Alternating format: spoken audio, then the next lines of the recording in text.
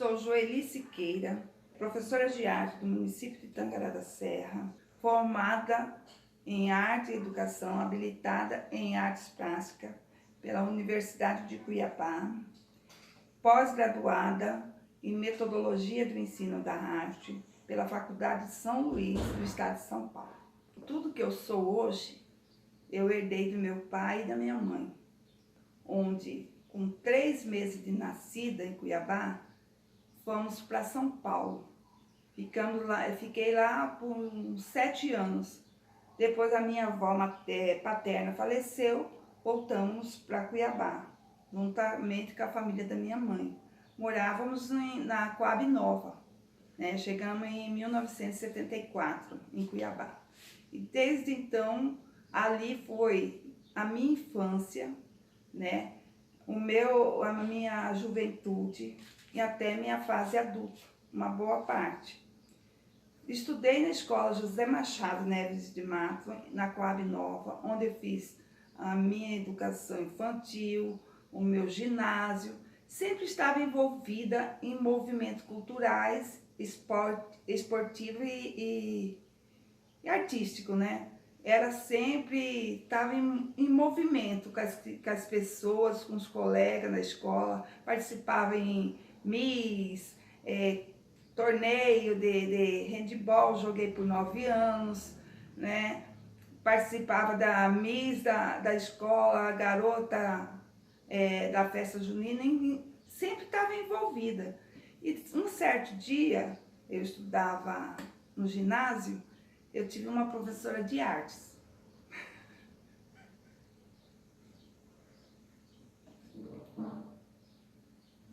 E essa professora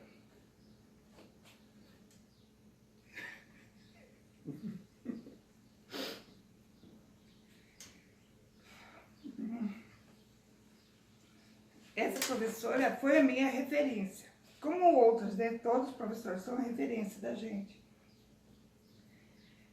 E ela pediu para nós fazermos uma boneca preta. E eu sabia costurar. A mãe do meu padrinho, Dona Lúcia, que morava vizinho da minha casa, foi me ensinar a fazer essa boneca. Eu fiz uma boneca preta, de lenços verde, vestido verde bandeira. E aí, como tinha aquelas feiras culturais, feira de ciência na escola, então cada um fazia, até hoje tem, né, feira de conhecimento. E pusemos exposição. E nessa exposição venderam minha boneca. Nossa, eu lembro dessa boneca até hoje. E assim, é uma coisa que que fica marcado na nossa vida, alguma coisa lá da infância. Eu estudava a 7ª série, 7º ano, mais ou menos assim. E eu sinto falta dessa boneca. Já fiz tantas bonecas, mas nenhuma supriu a perda dessa boneca. Porque eu peguei com tanto carinho, acho porque foi a primeira boneca que eu fiz na minha vida. E aí, com isso, eu acho que eu comecei, eu tenho certeza, a minha afinidade nesse segmento da arte, da cultura, né? Do trabalhar a sensibilidade, porque tudo isso mexe, a arte mexe, deixa a gente florir, né? Essa sensibilidade no nosso corpo, que é através da arte que eu acredito que pode ser mudado, as pessoas, o mundo, né? Dar umas cor mais vida. Então foi isso o meu ginásio. Logo depois eu fui pro colegial, eu estudava no PRES, né? Fiz análise química, mas não era o que eu queria. Estudei lá, estudava de noite e trabalhava de dia. Trabalhei em ótica, em dentista, fui balconista, trabalhei na Gabriela, trabalhei em banco, no Detran. Então eu fiz a minha carreira. Com 21 anos eu me casei, tive meu filho, né? O Elder, em 1989. Logo depois de 2 anos veio o Elber.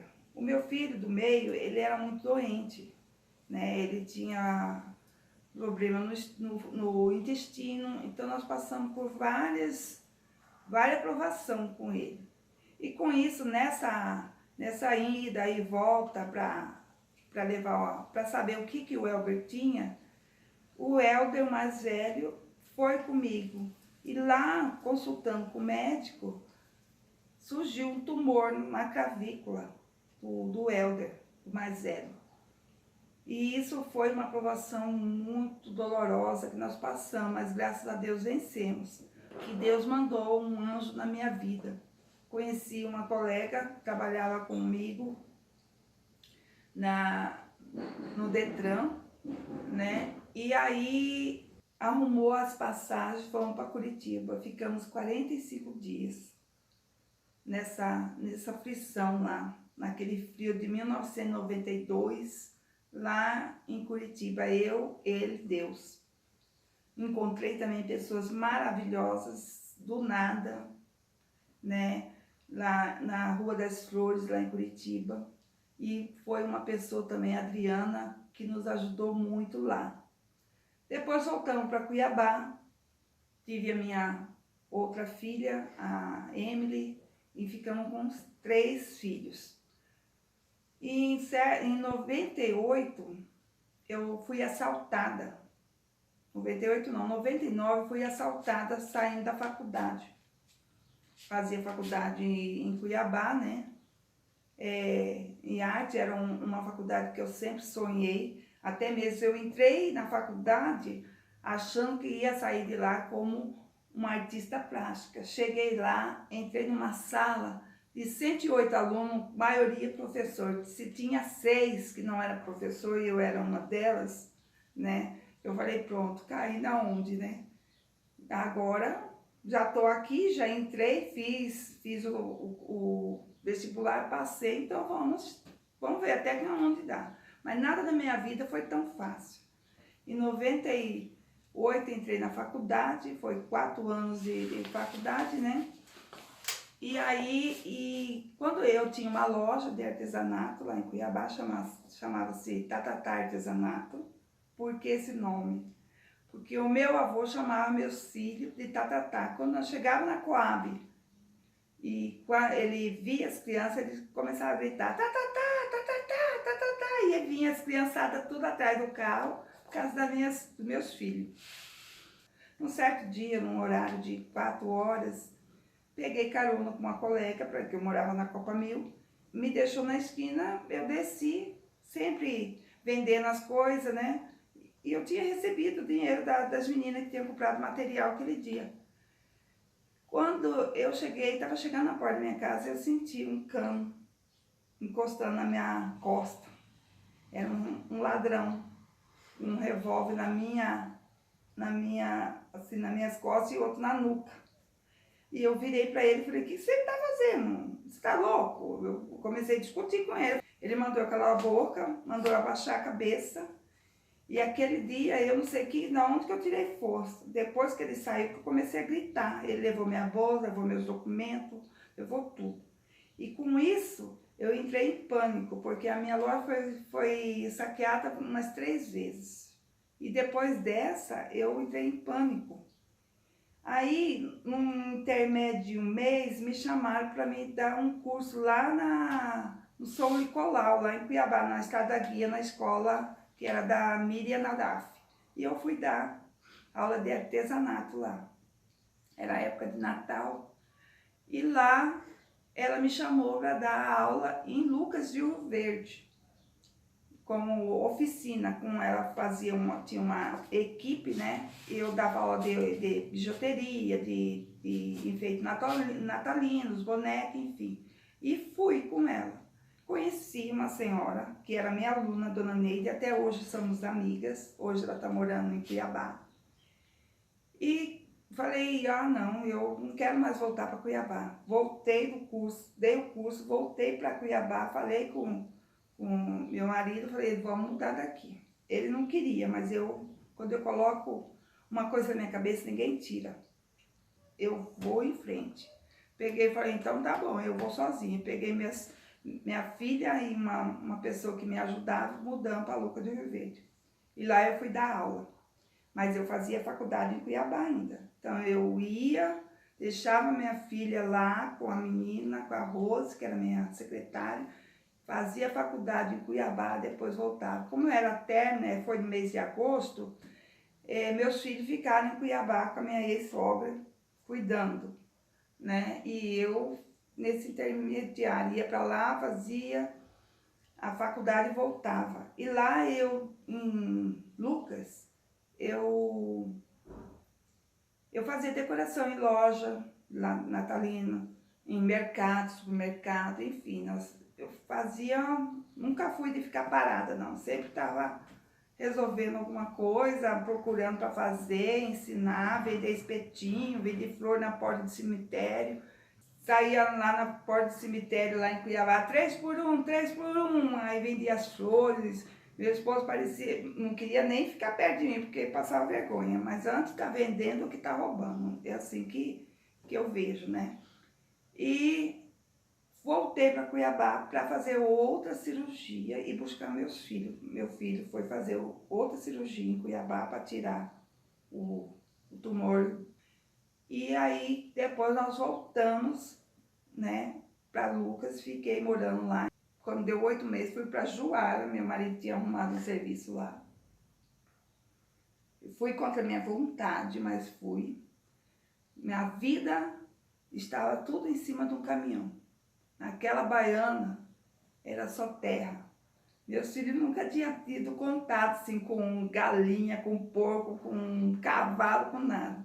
E nessa estrada nunca passei uma coisa assim, não que era rural, mas era diferente do que nós vivíamos em Cuiabá, né? Fomos para Juara. Quando chegamos em Juara, né, muito longe, para Cuiabá era 750 quilômetros. Eu fazia faculdade ainda em Cuiabá, então eu ia ter que ir e voltar direto, né? De Cuiabá para Juara, Juara para Cuiabá. E isso foi assim uma experiência na minha vida muito de sofrimento, né? Porque eu estava desempregada, meu marido desempregado, os filhos tudo lá, uma cidade desconhecida, sem emprego, né? E foi muito difícil, passamos necessidade de comer farinha com açúcar, para dar para meus filhos farinha com açúcar, para inchar no estômago, na barriga, para eles dormirem. Eu chegando lá, ele foi para Rondonópolis trabalhar e eu fiquei com as 3 crianças, sem emprego, tendo que ir e voltar de Juara para Cuiabá para fazer faculdade. E isso, eu entrei assim, uma depressão, ficava só deitada, só chorava. Fui ao médico, o médico falou, não, você não pode fazer isso. Você já tem 3 filhos para criar. Como você vai ficar desse jeito? Que ele me deu uma sacudida, eu levantei e fui pedir para limpar a loja de comerciante lá em Juara, para um pacote de arroz. E fui oferecendo lá, olha, você quer que eu limpe aqui? Eu venho limpar aqui, sua loja, sua casa, eu limpo, você me dá um sacolão para me dar alimento para os meus filhos. E como eu disse, sempre tem um anjo na minha vida. Essas pessoas viram eu fazia artesanato, eu fazia máscara de papel machê e colocava, saía oferecendo para as pessoas compravam para me comprar o leite, o pão dos meus filhos. E aí eles foram me conhecendo também na área da artesanato, na área de música, os indígenas de lá também, das etnias Munduruku, Kayapó, Kayabi. Então, sempre eu tive essa afinidade com o povo indígena também. E aí, nós começamos a movimentar a cidade, né? Com esse conhecimento com ele, com essa conversa, que foi formando uma amizade. Não tinha uma associação lá de artista. Aí conversando com a Magna Matias, com outras pessoas que não me lembro mais o nome, já faz tanto tempo, nós começamos a movimentar uma feira livre por quinzena. E nisso surgiu a associação do Vale do Arino. Então era envolvida todos os artistas, artesãos, os indígenas, e nós vendíamos ali na praça.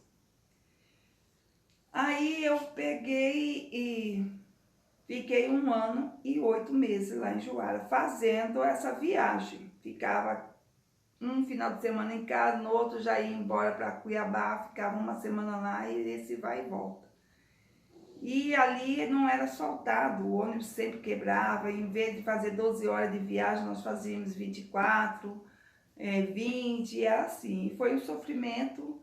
E como eu andava, professor de arte, anda com um monte de, falam tranqueira, né, alicate, arame, tudo eu tinha dentro da mala. Um dia o ônibus vai e quebra a embreagem. Aí, como nós lá demorando, era noite, eu tava dormindo. Aí eu vi que o ônibus parou, eu falei, uai, o que aconteceu, né? Aí o motorista quebrou, eu precisava de um arame, alguma coisa assim, ali, né? Pra arrumar. Eu falei, abre meu bagageiro que eu tenho. Ele, como a senhora tem? O que você tá fazendo com ele? Eu falei, não, eu sou professora de arte. Aí abriu a mala, pegou, amarrava, porque era aqueles arame cozido. Então ele não aguentava muito nele arrebentar. Então direto parava, amarrava. Era um sofrimento. Quando chovia, em vez de você estar indo, parecia que estava voltando. Mas foi, graças a Deus, acabou tudo bem, né? Aí vim fazer estágio em Tangará da Serra, porque o polo da nossa, porque a faculdade era o estado inteiro, né? Foi uma parceria que a faculdade fez com os municípios para qualificar os professores de arte, de biologia, de história, tudo na área de educação. Então tinha gente de todo o estado na faculdade e era modular. E aí, o nosso polo de Juara era aqui. Bom, e aí eu vim para Tangará fazer o estágio. A família Alvarenga, Marlene Cátia, Dona Aparecida, a finada Astreia, seu Francisco Mar, né, que me deram força, Alice, as colegas aqui, me deram força e me aceitaram na cidade, de braços abertos, né. Como eu já estava assim, Juara é muito distante, até mesmo minha mãe morava em Cuiabá, ela tinha problema de câncer, né? Então sempre tinha que estar perto dela. Eu optei de vir embora para cá. Eu fazendo estágio aqui, conversei com a Marlene Cátia, que hoje é como se fosse uma irmã, é minha família aqui nessa cidade. Perguntei para ela, se eu vim para cá, você me dá um apoio? Ela falou sim. O pai, a mãe me abraçaram como filhas deles, né? E nós viemos embora em 2000 aqui. Quando eu vim para cá, a Marlene arrumou aulas de substituto para mim dar, né? Eu ia lá, dava aula na Manuel Pinheiro, no IPES, e aí sempre, né, correndo atrás de uma oportunidade. Meus filhos foram estudar no João Batista. Dia 20 de dezembro de 2000, eu mudei para minha casa, que até hoje eu moro, que é na Coab Tarumã. Vendi a minha casa em Cuiabá, que eu tinha casa lá, e compramos uma casa aqui. No outro ano seguinte, em 2001, eu comecei a trabalhar no IPES, dei aula no Integrante, no Colégio Ideal, e comecei a mostrar o meu trabalho, a minha formação, levar as crianças para Cuiabá, para conhecer a cultura cuiabana, que eu sou cuiabana, não de Chapecruz. Meu pai é mineiro, minha mãe é cuiabana, aí nasceu essa beldade que sou eu, Joeli. E com isso eu fui ampliando tanto o meu conhecimento, amadurecendo mesmo a minha pessoa, com tantas dificuldades que nós passamos, caí de joelho. mas de cara no chão não. Como até hoje a gente às vezes leva um tombo, mas levanta, sacoda poeira, dá a volta por cima e começa de novo. Porque às vezes o tombo faz a gente crescer, tanto espiritualmente como materialmente, né? Em 2006, 2007, eu fiz o concurso público, né, municipal, e passei. Mas antes disso, eu fui levando as crianças para Cuiabá, para a comunidade ribeirinha, São Gonçalo, que são a minha raiz também, a Dominga é minha prima. Levei as crianças para conhecer museus, exposição de arte, e o boi à serra, a cultura cuiabana, porque muitos são cuiabanos, são mato-grossenses, mas não conhecem a nossa raiz, não conhecem a cultura, né? Como eu fiz isso também lá em Lucas de Rio Verde, que é a escola que eu dava aula lá na Coencim, levei as crianças. Em 2006, como eu já mexia, eu montei um grupo de dança do Siriri, junto com a Creide, com a Yolanda, era do Celi, o Jaconias, era tudo nesse movimento, e eu fazia uma festa junina na porta da minha casa, com a cultura cuiabana, lavagem de santo, essas coisas, e tinha o Siriri. E aí resolvemos montar um grupo de Siriri, em Tangará da Serra. E eu conheci um mestre da cultura popular, seu Luiz Marques. Conversei lá em Cuiabá com ele, né? E eles vieram aqui, o Mário Olímpio, a Terezinha, Domingas, seu Luiz e outros cururueiros vieram para Tangará, o meu convite, ficaram até na minha casa, um pouco, outros ficaram no hotel, para fundar a Associação Folclórica de Tangará da Serra e o grupo de Siriri, os Passos de Tangará. Então nós pegamos essas crianças, né, e começávamos a ensinar eles a dançar, né, que até hoje tem eles, estão aí junto comigo, às vezes vão para um lado ali, então vêm perto de mim como uns filhos adotivos, que eu tenho todos eles. E fundamos uma associação folclórica, mas nós precisávamos de recursos para comprar roupa para essas crianças, o figurino, né? Era doação, era mesmo no meu bolso, eu comprava, e aí um dava um pouco, a mãe de um que dançava dava outro, e assim nós fomos crescendo o grupo. Isso em 2007, né? Aí eu fui convidada para trabalhar na Unemate, né? Na Unemate como coordenadora de teatro, que eu também tinha no IPS Teatro, eu tinha um teatro que eu comecei com as crianças de lá, pintura em tela, e aí me chamaram para dar aula, para acompanhar um grupo que já era formado lá na Unemate. Eu entrei no festival, porque tinha festival estadual de teatro. E aí a Duceli era a coordenadora e ela estava saindo, eu entrei. E nós fomos para Cuiabá, né, com a peça, o Bobo da Corte. Quando nós perdemos essa peça, né, não fomos selecionados. E eu, como eu disse, eu sou persistente. Se eu não conheço, eu vou atrás para conhecer, eu procuro conhecer o assunto para, né? E aí eu peguei e conheci o Wellington Dias e o Norval, lá que era o júri desse festival.